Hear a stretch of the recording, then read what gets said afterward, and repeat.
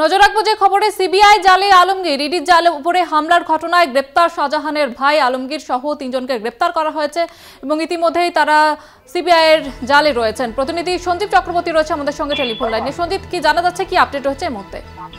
দেখো, শেখ আলমগীর সহ মাফিজুর মোল্লা তা শেখ শাহজাহানের যে হোয়াটসঅ্যাপ ফেসবুকের যে ফ্যান ক্লাবের সদস্য ছিল, যে চালাতো এই পেজটা, সে মাফিজুর মোল্লা সিরাজুল মোল্লাকে ইতিমধ্যে টানা জিজ্ঞাসাবাদ করে বিশেষ করে তাকে গ্রেপ্তার করা হয়েছে। আজ বরিশাল মহকুমা আদালতে তোলা হবে। এদের বিরুদ্ধে যে মামলাটা হয়েছিল 5ই জানুয়ারি, বিশেষ করে ইডির উপর হামলা এবং আক্রান্ত মারধর বেআইনিভাবে জমায়েত একাধিক অভিযোগ করেছিল ইডির যে আধিকারিকরা, তারা কিন্তু নেহার থানায় একটি মামলা করেছিল। পাশাপাশি বরিশাল পুলিশ জেলার পক্ষ থেকে একটি সুমোটো মামলা করা হয়। সেই মামলার পরিপ্রেক্ষিতে একাধিক ধারায় তাদের অভিযোগ ছিল এবং তাকে হাজিরা দেওয়ার নির্দেশ দেয় গতকালকে। তারপরেই তাদেরকে গ্রেপ্তার করা হয়, আজ আদালতে তোলা হবে।